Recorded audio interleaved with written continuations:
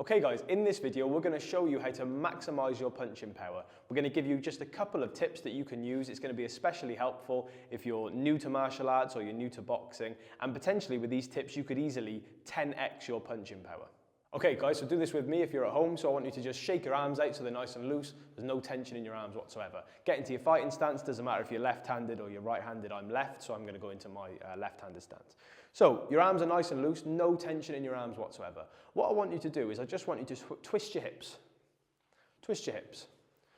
What happens immediately when you twist your hips? Your arms start going.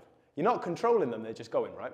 What I want you to do next is I want you to twist so that you're facing your back leg, whether it's your right leg or your left leg, doesn't matter, but twist so you're facing your back leg. Twisting your hips so you're facing your back leg.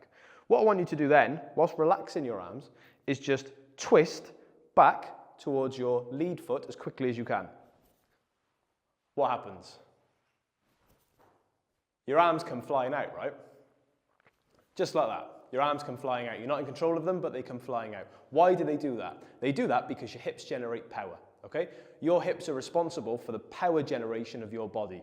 Your power, when you're throwing a punch, if you throw it properly, is coming from the bottom of your foot all the way up through your calf, into your thighs, into your hips, and then the fist is the last thing that lands, okay? It's almost like a charge. When you're throwing a punch, it's coming up through your foot, through your leg, through your hip, and then the last thing that's landing is that punch, is that fist. And that's where all the power is transitioning from the floor all the way up through your body and into the target. So myself and Raul, we run a boxing class and a self-defense class, and one of the most likely things we see with beginners is they punch with their shoulders. So when they're punching the pads or they're sparring, they're punching with their shoulders, like that. They think all the power comes from their shoulders. And don't get me wrong, if you've got strong shoulders, you can get a lot of power from your shoulders. But actually, the power, the real power, comes from your hips.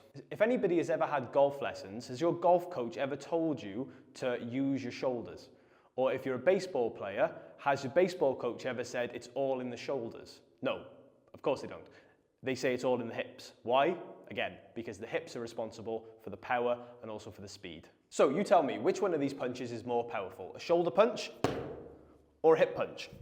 So when I'm punching with my hips, I'm springing off my back foot, my hips are twisting into my target, and my shoulders are working in combination with my hips, so they're moving at the same time, and then the last thing that lands is that fist. So in a perfect world, we're going to twist one way, so we're chambering our hips, and then we're going to twist the other way, throwing the punch into the target. However, there's a lot of telegraphing involved in that. If I'm standing in front of Raul and I go, whoa, he knows a punch is coming, okay? So that's not always possible. We can generate quite a lot of power by just simply springing off of our back foot. Or if we want to get the full rotation of the hips, that's fine.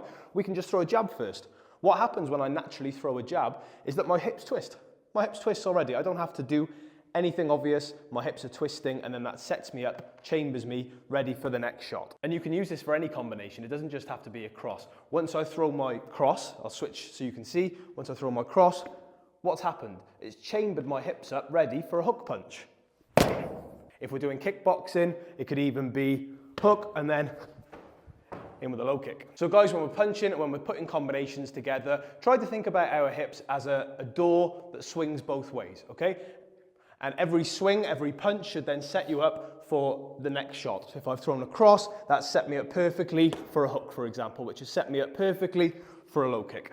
So kind of similar process with uppercuts as well, but with uppercuts we have the advantage of not only using our hips but also using our glutes. Our glutes are the biggest muscle in our entire body, okay? So the power from the uppercut comes from the hips and it comes from the glutes springing up into the shot, okay? So when I'm throwing an uppercut, I'm coming down, I'm covering, I'm not dropping my hand, and then I'm popping back up with the uppercut, okay? What I'm not doing is coming down, dropping my hand, because Raul gets to do that, okay? So I'm going to come down, I'm going to keep my hands nice and high, and then when I'm ready, I'm going to spring back up with the uppercut. With the hooks, we're chambering our hips, okay? So if I'm throwing a hook, I'm going to chamber here, so I'm already loading up my hips, ready to throw the strike, and then I'm going to come back on myself, twisting. I'm keeping my elbow in line with my hand so that if he throws a shot, I'm covered, and then my foot, my knee, my hip is all twisting in collaboration with my hook punch, okay? So I'm going to throw, bam, here.